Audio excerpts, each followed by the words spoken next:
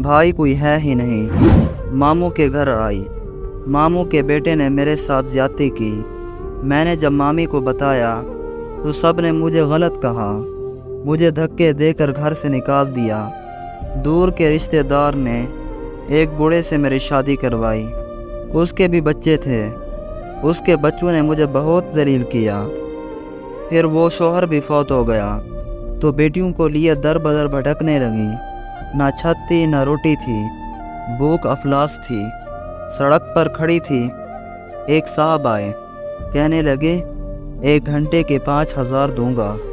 ना चाहते हुए माँ की ममता, हालात की सताई हुई, क्या करती, आखिर चल दी।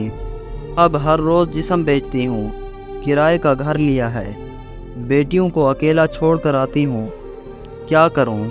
बहुत बार सोचा खुदकुशी कर लूँ। उसने उसके सर पर हाथ रखा। उसे कहा, तुम्हारा भाई है आज से, तुम अपनी बेटियों को लो और मेरे डेरे के ऊपर वाले एक रूम में रहो। वो यकीन नहीं कर पा रही थी। कार में बिठाया, उसके घर पहुंचा। बेटियां सोई हुई थी, बहुत प्यारी थी। गोद में उठाया, दिल को सुकून मिला। वो मुसलसल रोए जा रही थी। मुझे कहने लगी, आप फरिश्ते हैं। आप कौन हैं? मैं उसे अपने ऑफिस ले आया। वो दुआएं देने लगी, झोली उठाकर। न जाने कितने दुआएं देती रही। मैंने उसे कहा, जाकर सो जाइए। मैं अपने डेरे में गया। मेरे सामने से वो चेहरा गुजरा जो एक लड़की अपने शोहर से झगड़ रही थी। उसे कह रही थी, मुझे तलाक दो, तुमको मेरी कदर ही नहीं है।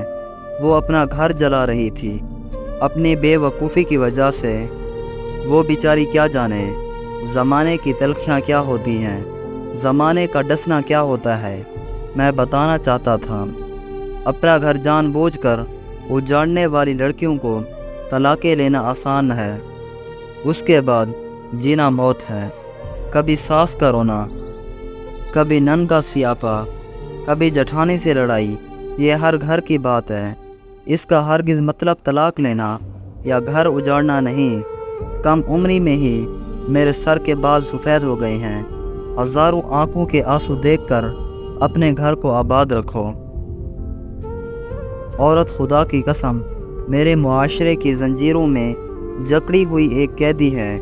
कभी बाप की पगड़ी पे लुट गई तो कभी सास के जहर आलूदा लहजे पे, कभी शोहर की अना पे खाक हो गई तो कभी औलाद की वजह से।